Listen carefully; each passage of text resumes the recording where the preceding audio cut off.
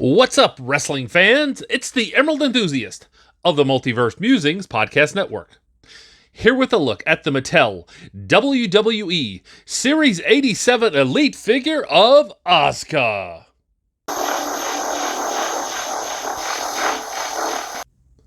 I got this figure on sale a couple of months ago, and with Asuka having such a dramatic comeback in recent weeks and putting on so many excellent matches with Becky Lynch and Bianca Belair, I thought it was time for a review of this figure. So with no further ado, let's take a look at the package details.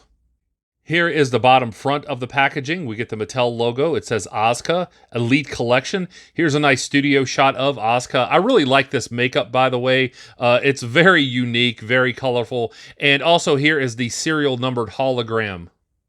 We get a larger studio shot on this side, and the packaging on this one is a little beaten up. That may have been one of the reasons why I found this figure on sale. On the opposite side, we get an action shot of Asuka. On the bottom, we get some product information. On the top, we get a partial window and the WWE logo. On the back bottom, we get headshots of the other wrestlers who have figures in this wave. On the back top, we get some specifics about Asuka, including this brief bio that says, "The Empress of Tomorrow's punishing offense strikes fear into the entire WWE Women's Division, which is why no one is ready for Asuka."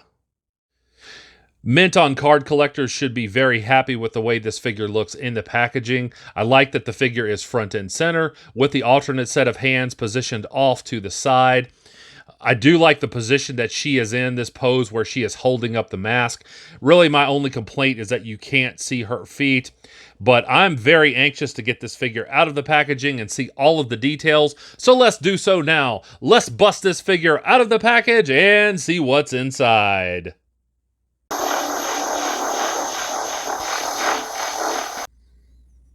Here is the figure free of the outer packaging, but still in the inner plastic. Here is the cardboard backdrop that comes with the figure. And here is the Empress of Tomorrow out of the package and ready to rumble. As you can see, there is an astounding amount of detail on this figure. She is very colorful, and there is just so much to like here, both in terms of aesthetics and articulation. So let's go ahead and take a closer look at the loose details now. Let's have a look at accessories now. And here you see the alternate set of hands. These are more neutral, relaxed hands. Of course, they have the peg with the hinge here for articulation. So I certainly appreciate that.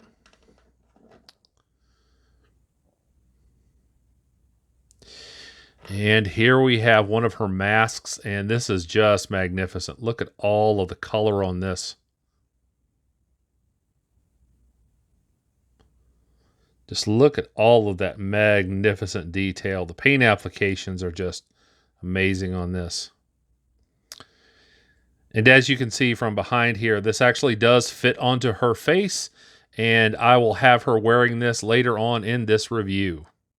Let's take a look at the lower body now, and as you can see, this is a sturdy figure.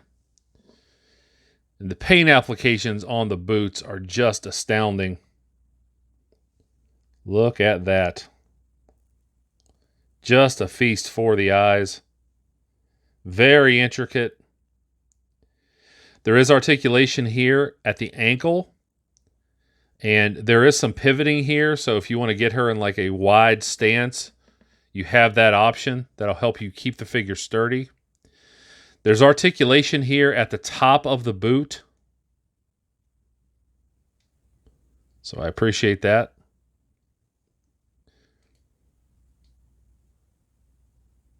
Certainly like this texturing on the sides too. Looks very realistic. Now, let me talk about the knee pads and the knees here. Now, these knee pads are separate pieces. They're sculpted very well. I certainly appreciate that. Wonderful paint applications. However, despite these being pinless, double-jointed knees, if you have these knee pads directly over them, they do hinder the articulation somewhat. However, you can work with them a little bit, move them down a little bit, and that'll give you a little bit more range of motion. So if you want to do something like getting her into a running pose, you certainly can. So with the thighs here, we have this upper quadricep swivel, which, I mean, you expect that, but it does look a little weird because this part of her attire, I guess, do you call that a garter? I'm not sure. But regardless, when you articulate this, it no longer lines up, so that does look a little weird. I like this tassel part over here. That's pliable, so you can kind of move that out of the way. You can work with that as you're doing your poses. So good sculpting on these. You can feel the edges of these, so I do appreciate that. And of course, she does have good articulation in the hips. You can get her to kick forward. Certainly appreciate that. Get her to kick outward that far. That could go up a little bit further, but she can also step backward. And I certainly appreciate that. Good paint applications here on the trunks. Really good detail. You can see all of this paint application here. Very exact. You know, being accurate to her ring attire. So yeah, that is just splendid work by Mattel. Let's have a look at the torso now, and there's a lot of splendid work on this. First of all, this texturing on this part that goes around her abdominals, that looks really good. I mean, obviously you can feel it if you're up close, but you can even see it here, the way the light dances off of it. And that goes all the way around to the back here. And this is accurate to what her attire looks like, and you can see all that like cross texturing. That looks really good.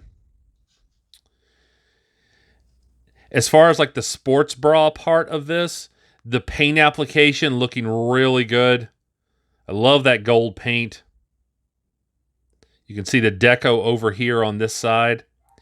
And I'm really impressed by these laces in the middle here. Those couldn't have been easy to sculpt and then paint with any accuracy, but they managed to make it work. There's also an upper torso swivel here, and you can see she has really good articulation here. So if you want to like rock her back, get her into a hard crunching motion like this, lots of options when it comes to the torso. So really good job there. Let's get a look at the arms now. And I do have a couple of complaints about the arms. First of all, with this one, I got kind of a sloppy paint job here. As you can see, there's some black where there shouldn't be some black paint.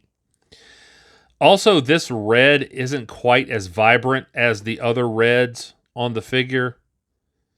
So that's noticeable. Still, though, good articulation on the arms. Single jointed elbow. So that's not bad. Bicep swivel. You can get her arm to go up this far. There is 360 degrees of rotation. As you can see, I put the alternate hands on her, and I think these look really good. With the exception of this part of the hinge being black and not the flesh tone. Again, still good articulation on this, but that is noticeable. Now, the paint on this arm is still, it's magnificent. Just like all of the gold paint on this figure. Really like the way that looks. Again, bicep swivel. You can get her arm to go out that far. So lots of impressive work on this figure, but again, I do have a couple of little problems with the way the arms look. And this is how she looks from behind here if you want to get her arms to go out that far.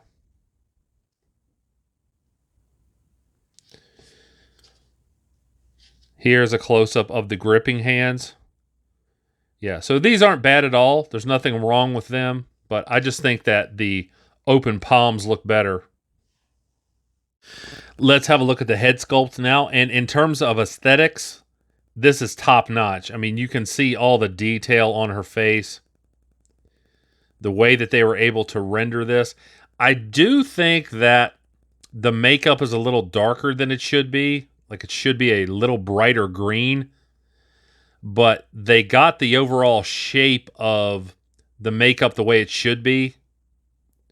And they were able to capture her smile and the way her eyes look. The likeness is very good. See if I can move this a little bit. The hair is somewhat pliable, so you can see there the other eye. The coloring on the hair is really good. I mean, you can see all of these various colors. And that's just, yeah, the hair, the strands of the hair, very realistic looking. Yeah, they did a great job on this. You can see all these like individual strands, and some of them go in different directions than the others, so it looks like hair. Now, in terms of articulation, because the hair is long and kind of falls over her shoulders, little bit of an articulation issue. You kind of got to work with it to turn her head.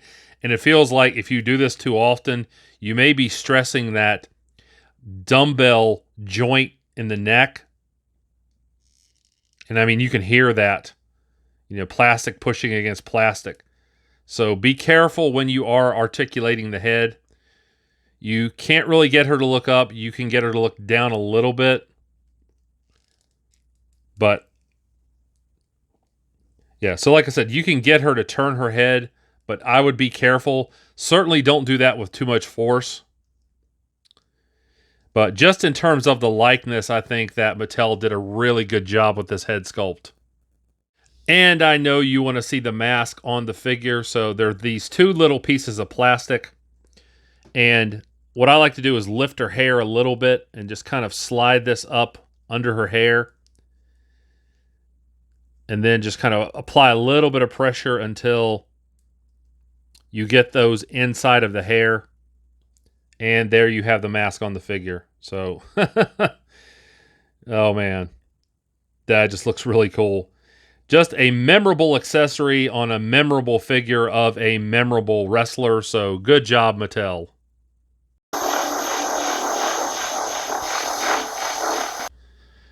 I certainly hope you have enjoyed this review. If so, please like, subscribe, and tell a friend to do the same.